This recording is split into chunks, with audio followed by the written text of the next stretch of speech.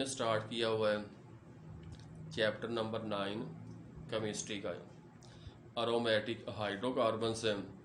इसमें हमने आज पढ़ना है लेबॉरेटरी प्रिपरेशन ऑफ बेंजीन। इसमें नंबर 1 पे है फ्रॉम सोडियम बेंजोएट। अगर हमारे पास सोडियम बेंजोएट है, रिएक्शन करवाते हैं सोडा लाइम के साथ, जो है sodium hydroxide plus calcium oxide, तो हमारे पास बनेगा बेंजीन और साथ सोडियम कार्बोनेट। दूसरे नंबर पे है फ्रॉम फिनोल। अगर फिनोल का हम रिएक्शन करवाते हैं जिंक के साथ, इसकी डिस्टिलेशन करते हैं, तो हमारे पास बेंजीन और साथ जिंक ऑक्साइड बनते हैं। तीसरा है from benzene sulphonic acid. From benzene sulphonic acid, अगर हम इसका रिएक्शन करवाते हैं वाटर के साथ, बॉइलिंग वाटर, या इसका अगर हम रिएक्शन करवाते हैं डाइल्यूट HCl के साथ बॉइलिंग कंडीशन में, तो हमारे पास बनता है बेंजीन और साथ सल्फ्यूरिक एसिड। नंबर 4 पे है वुड्स-फिटिक रिएक्शंस। इसमें हम तैयार करते हैं अल्काइल बेंजीन। पहले हमने पढ़ा है वुड्स रिएक्शन क्या होते हैं, जिसमें सिमिलर अल्काइल हेलाइड्स रिएक्शन करवाते हैं सोडियम मेटल के साथ in presence of ether as a solvent, तो हमारे पास सिमेट्रिकल अल्केन्स बनते हैं। इसी रिएक्शन को इस्तेमाल करते हुए फिटिक एक साइंसदान ने 1864 में एक नया तरीक़ेकार इंट्रोड्यूस करवाया और इसने अल्काइल बेंजीन तैयार किए। मिसाल के तौर पे अगर हमारे पास है ब्रोमो बेंजीन, रिएक्शन करवाते हैं इथाइल ब्रोमाइड के साथ in presence of sodium metal और ईथर सॉल्वेंट, तो सोडियम के जो दोनों एटम्स हैं यहाँ से दोनों Br के साथ अटैच होके सोडियम ब्रोमाइड बनाएंगे और इथाइल ग्रुप बेंजीन के साथ अटैच होके इथाइल बेंजीन बनाएगा। अब ये जो हमने लेबॉरेटरी प्रिपरेशन पढ़ी, इसके हम दोबारा फिर एक दफा रिवीजन करते हैं। नंबर 1 पे है फ्रॉम सोडियम बेंजोएट। अगर हमारे पास सोडियम का बेंजोइक एसिड मौजूद है, इसका हम रिएक्शन करवाते हैं सोडा लाइम के साथ, जो sodium hydroxide plus calcium oxide, तो बनेगा बेंजीन और साथ सोडियम कार्बोनेट। दूसरा है फिनोल का रिएक्शन करवाते हैं जिंक डस्ट के साथ पाउडर फॉर्म में, तो इसका हम डिस्टिलेशन करेंगे तो बनेगा बेंजीन और साथ जिंक ऑक्साइड। तीसरा है कि अगर हमारे पास है बेंजीन सल्फोनिक एसिड, रिएक्शन करवाते हैं बॉइलिंग वाटर के साथ, तो बेंजीन और साथ सल्फ्यूरिक एसिड है। चौथा है फ्रॉम वुड्स-फिटिक रिएक्शन है। 1864 में फिटिक एक साइंसदान ने वुड्स रिएक्शन को इस्तेमाल करते हुए अल्काइल बेंजीन को तैयार करने का एक तरीक़ेकार इंट्रोड्यूस करवाया। मिसाल के तौर पे अगर हमारे पास ब्रोमो बेंजीन है, रिएक्शन करवाते हैं इथाइल ब्रोमाइड के साथ सोडियम मेटल और ईथर सॉल्वेंट, इसमें हमारे पास बन जाएगा इथाइल बेंजीन और साथ सोडियम ब्रोमाइड। इसके बाद नेक्स्ट टॉपिक है रिएक्टिविटी ऑफ बेंजीन। पहले हमने पढ़ा है कि बेंजीन स्टेबल है due to delocalization of pi bond. इसी वजह से क्या होता है, जो बेंजीन है इसके जो ज्यादातर रिएक्शन है वो सब्स्टिट्यूशन रिएक्शंस होते हैं, एडिशन नहीं है। अब दोबारा फिर आज जो बेंजीन है इसके जो सब्स्टिट्यूशन रिएक्शंस किस तरह के होते हैं। इसमें जो बेंजीन है इसमें न्यूक्लियोफाइल आसानी के साथ अटैक नहीं कर सकता जिस तरह अल्कीन्स में करते हैं, लेकिन अगर हमारे पास स्ट्रॉन्ग इलेक्ट्रोफाइल है तो वो बेंजीन के जो इलेक्ट्रॉनिक शीट है, क्लाउड है, इसमें पेनिट्रेट करके इसको ब्रेक डाउन कर सकते हैं। अब इस तरह हम कह सकते हैं कि बेंजीन स्टेबल है due to delocalization of pi bond, और इसके ज्यादातर रिएक्शंस होते हैं इलेक्ट्रोफिलिक सब्स्टिट्यूशन रिएक्शंस। इलेक्ट्रोफाइल होता है एक ऐसा एजेंट जिसके ऊपर चार्ज प्लस होता है, और इलेक्ट्रोफिलिक सब्स्टिट्यूशन रिएक्शंस वो होते हैं जिसमें एक स्ट्रॉन्ग इलेक्ट्रोफाइल किसी भी प्रोडक्ट में से, रिएक्शन में से लेस रिएक्टिव इलेक्ट्रोफाइल को सब्स्टिट्यूट करते हैं। मिसाल के तौर पे अगर हमारे पास है आयरन, रिएक्शन करवाते हैं हैलोजेंस के साथ, आयरन हेलाइड बनता है, इसका हम रिएक्शंस दोबारा फिर करवाते हैं हैलोजिन के साथ, तो हमारे पास बनता है टेट्रा हेलोफिरेट आइन, और साथ बनेगा X प्लस जो इलेक्ट्रोफाइल है।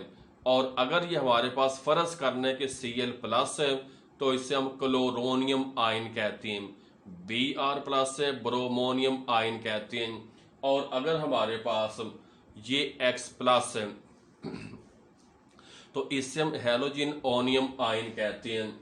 अब ये हमारे पास इलेक्ट्रोफाइल है, रिएक्शन करेगा बेंजीन रिंग के साथ, तो हमारे पास बनेगा एक अनस्टेबल या ट्रांजिशन स्टेट बनेगी। अब ट्रांजिशन स्टेट बनने की वजह क्या है?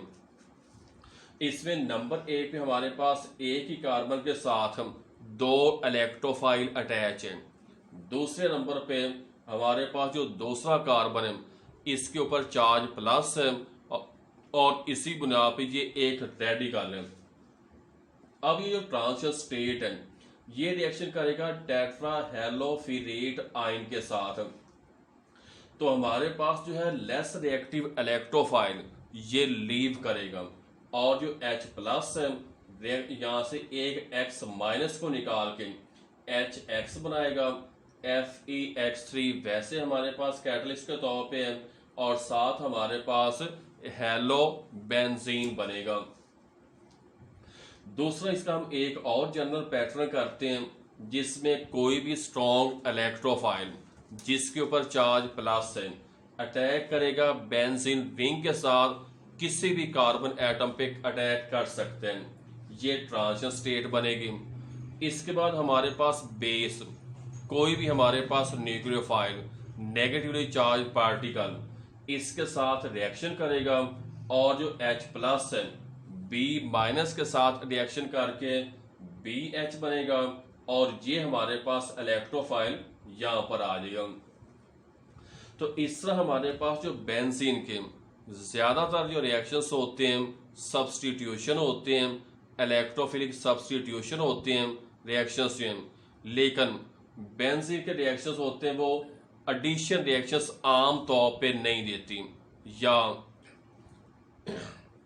लेस फेवरेबल रिएक्शंस इसके होते हैं एडिशन रिएक्शंस। अगर ये बेंजीन देती है तो इसमें क्या होता है, बेंजीन के जो पाई बॉन्ड्स होते हैं वो खत्म हो जाते हैं, डीलोकलाइजेशन खत्म हो जाती है, इसकी स्टेबिलिटी डिक्रीज करती है।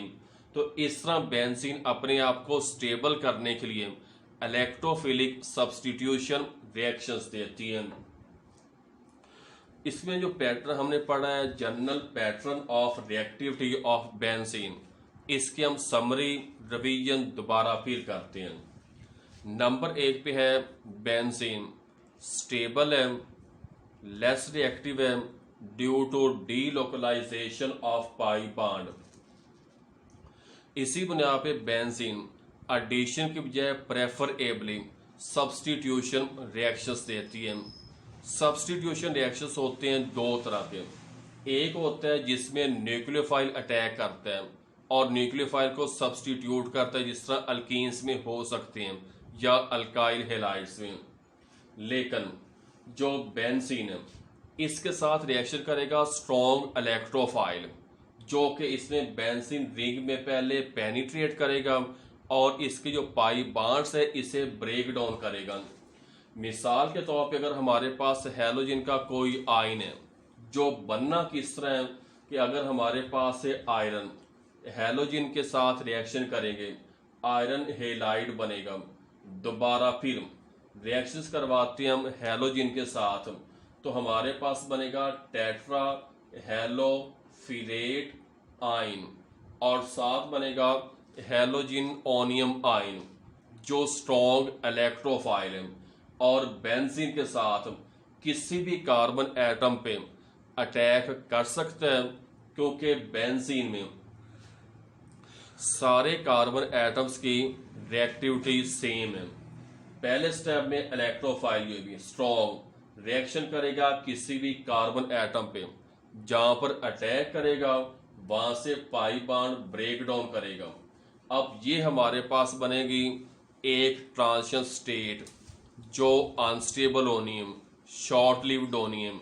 इसकी वजह क्या है कि एक ही कार्बन एटम पे दो इलेक्ट्रोफाइल है और दूसरा जो कार्बन एटम है इसके ऊपर चार्ज प्लस है। इसी बुनियाद पे ये रेडिकल है, अनस्टेबल है, शॉर्ट लिव्ड है और इसके अलावा ये ट्रांजिशन स्टेट है। अब इसके साथ रिएक्शन करेगा दोबारा फिर है टेट्राहेलोफिरेट आयन है, यहां से H प्लस, यहां से X माइनस को निकाल के HX बनाएगा। यहां पर पाई बॉन्ड वापस आना है, हेलो बेंजीन और साथ iron halide as a catalyst वापस आ जाएगा। इसका दोबारा फिर एक और हम करते हैं पैटर्न जो भी, इसमें क्या जिससे बेंजीन रिएक्शन करवाते हैं इलेक्ट्रोफाइल के साथ जो अटैक करेगा किसी भी पोजीशन पे, ट्रांजिशन स्टेट बनेगी। अब हम इसका रिएक्शन करवाते हैं बेस के साथ, नेगेटिवली चार्ज पार्टिकल के साथ, न्यूक्लियोफाइल के साथ। तो इसमें दोबारा फिर ये इन दोनों में से जो लेस रिएक्टिव इलेक्ट्रोफाइल है वो दोबारा फिर यहाँ से प्लस चार्ज लेके इसके साथ रिएक्शन करेगा, BH बनाएगा और साथ हमारे पास ये प्रोडक्ट बनेगा जिसमें बेंजीन के साथ एक इलेक्ट्रोफाइल अटैच है। तो इस तरह हम कह सकते हैं कि बेंजीन स्टेबल कंपाउंड है, इसके ज्यादातर रिएक्शंस सब्स्टिट्यूशन रिएक्शंस होते हैं और वो भी हैं इलेक्ट्रोफिलिक सब्स्टिट्यूशन रिएक्शंस होते हैं। यहां पर हमने दो लफ्ज इस्तेमाल किए, एक इलेक्ट्रोफाइल और एक न्यूक्लियोफाइल। इलेक्ट्रोफाइल होता है इलेक्ट्रॉन लविंग, कोई भी एक ऐसा पार्टिकल जिसके ऊपर चार्ज प्लस होते हैं, पॉजिटिव होते हैं, इससे हम इलेक्ट्रोफाइल कहते हैं। दूसरे नंबर पे होता है न्यूक्लियोफाइल, जिसका मतलब है न्यूक्लियस लविंग, कोई भी हमारे पास पार्टिकल जिसके ऊपर चार्ज माइनस होते हैं इससे हम न्यूक्लियोफाइल कहते हैं।